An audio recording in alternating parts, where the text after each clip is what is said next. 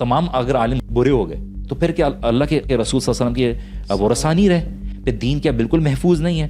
کیونکہ دیکھیے if you are silent in speaking the truth تو پھر اپنی بیٹل صرف پسند کی بیٹلز لے رہے ہیں, چیری پک کر رہے ہیں, کیونکہ آپ جو ہے ویلیڈیشن چاہتے ہیں. آپ کو ایسی باتیں کیوں کرنے کی ضرورت ہے جس کے بارے میں کوئی اللہ نے دلیل نہیں اتاری, یا لوگوں کو مزید کنفیوز کرنے کے بارے میں؟ عقل سے نہیں ڈیفائن ہوتا یہ. تو آپ عقل کو تابع رکھو گے اللہ اور اس کے رسول کی بات کے اوپر, ہاں عقل کو استعمال کرتے ہوئے وضاحت سے سمجھو گے. ہمارے معاشرے میں انفارچونیٹلی بغیر سوچے سمجھے بات کرنے والے کو کبھی کبھار حق بات کرنے کے ساتھ منسوب کر دیا جاتا ہے, اٹیچ کر دیا جاتا ہے. somebody who speaks without thought is usually confused with somebody who speaks the truth. مجھے لاہور پہ عبدالوارث گل بھائی نے بلایا تھا اپنے پوڈ کاسٹ کے لیے, تو انہوں نے اس میں ایک سوال پوچھا مجھ سے. بردر ساحل نے یہ بات کی ہے کہ گدھا حلال ہے, تو آپ کا اس کے بارے میں کیا خیال ہے؟ میں نے جو جواب دیا, کیونکہ میں ٹو بی آنیسٹ بردر ساحل کو ایز سچ سنتا نہیں ہوں اور نہ میری ایسی کچھ ملاقات ہوئی ہے, لیکن ان کی کچھ چیزیں جو ہمارے ڈائریکٹ سورسز سے ہوئی ہیں تو انہوں نے کچھ علمی اعتراضات ہیں, اور وہ پرابلمٹک اتنی ہو گئی. اور میں یہ بات وضاحت کرتا ہوا بھی چلوں کہ جو لوگ ہمیں سن رہے ہوں گے کہ ان کا وائی سی کے ساتھ کوئی تعلق نہیں ہے, اور وائی سی نے ان کو شاید ایک آدھ دفعہ بلایا, محمد علی نے اپنے پوڈ کاسٹ میں بلایا, اور ماشاء اللہ سے بردر ساحل کی صلاحیت بہت اچھی ہے, ان کے کام بہت اچھا ہے. ابھی ریسنٹلی انفارچونیٹلی وہ اپنے ٹریک سے ہٹ گئے اور ریئیکٹیو ہو گئے, اور اس ریئیکٹیو ہونے کی وجہ سے انہوں نے کچھ ایسی ڈومینز میں اپنا قدم رکھ دیا ہے جو ان کی فیلڈ نہیں ہے, اور یہ بات ہمیں انڈرسٹینڈ کرنی چاہیے. دیکھیے میں ہمیشہ بات کرتا ہوں کہ دیکھیے ہمیں نہیں اس بات کی پرواہ کہ لوگ مائنڈ کرتے ہیں یا نہیں کرتے, کیونکہ ہمیں بات صحیح کرنی ہے. کسی کو نہیں سمجھ میں آنی ہوگی نہیں سمجھے گا. کہ جیسے ابو بکر صدیق رضی اللہ عنہ کے پاس جب ایک شخص آیا, جب رسول اللہ صلی اللہ علیہ وسلم معراج پہ گئے, اسراء والمعراج کا معاملہ تھا, تو اس نے بولا کہ آپ کے دوست جو ہیں وہ یہ بات کہتے ہیں. تو ابو بکر صدیق کا منہج میتھڈولوجی کیا تھی, کیا انہوں نے یہ بات کہی ہے؟ اگر کہی ہے تو میں یقین کرتا ہوں. تو میں نے یہ بات واضح طور پہ کہی, اور جو پوڈ کاسٹ چاہے سن سکتا ہے کہ میں نے یہ بات نہیں سنی کیونکہ میں نہیں سنتا, لیکن اگر انہوں نے یہ بات کہی ہے تو یہ بات غلط ہے. فاسقون بنبأ فتبینوا, سورہ حجرات کی آیت ہے کہ اگر تمہارے پاس کوئی جھوٹا خبر لے کر آئے تو تم اس کی تصدیق کر لو. میرے سامنے کوئی جھوٹا نہیں بیٹھا تھا. اس کا ضد فقہ میں کیا نکلتا ہے کہ اگر کوئی مومن آئے تو اس کی بات کو مان لو. اور جو لوگ کہہ رہے ہیں کہ آپ نے کیا ان کو اپروچ کیا, کہ آپ نے بات کی, وائی سی کے بردرز نے مہینوں تک ان تو بات کی ہے کہ دیکھیے آپ کی کچھ ایسی غلطیاں ہیں, بردر ساحل ملتے نہیں ہیں, آپ کو ایسی باتیں کیوں کرنے کی ضرورت ہے جس کے بارے میں کوئی اللہ نے دلیل نہیں اتاری, یا لوگوں کو مزید کنفیوز کرنے کے بارے میں.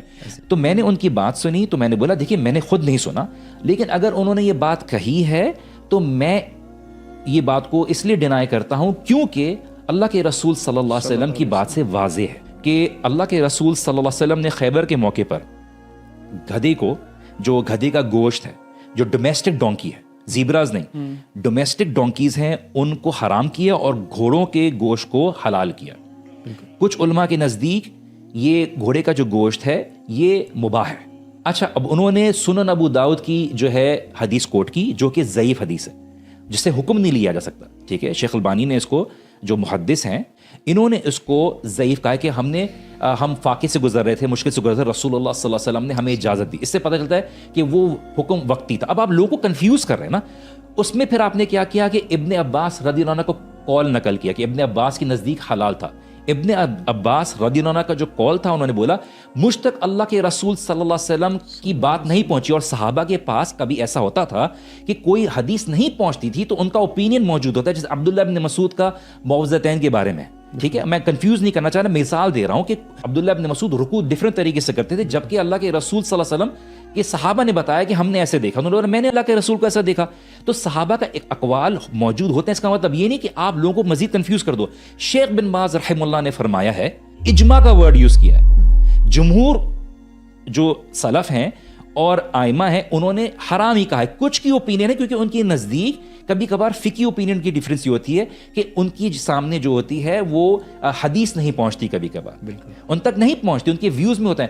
اب آپ یہ بات ایگزامپل کے طور پہ دیتے ہوئے, عقل کی بات کرتے ہوئے, ریشنالٹی کی بات کرتے ہوئے آپ بول رہے ہیں کہ مولویوں نے آپ سے یہ بات نہیں چھپا دی. کہ آپ ایکیڈیمک سرکل میں آئیے, آپ علم حاصل کیجئے, آپ کو یہ ساری کاؤنٹر آرگیومنٹس فقہ میں ملیں گی, because you have to go through a process. But if you are giving them 10% useless information جن کا عمل سے کوئی تعلق نہ ہو.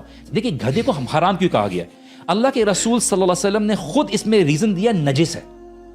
اور اس کی علماء نے مزید وضاحت بیان کی کیونکہ گدھا شیطان کو دیکھ کے بریل کرتا ہے. بالکل. تو کیوں کرتا ہے؟ کیونکہ شیطان کا اثر پڑتا ہے اس کے اوپر.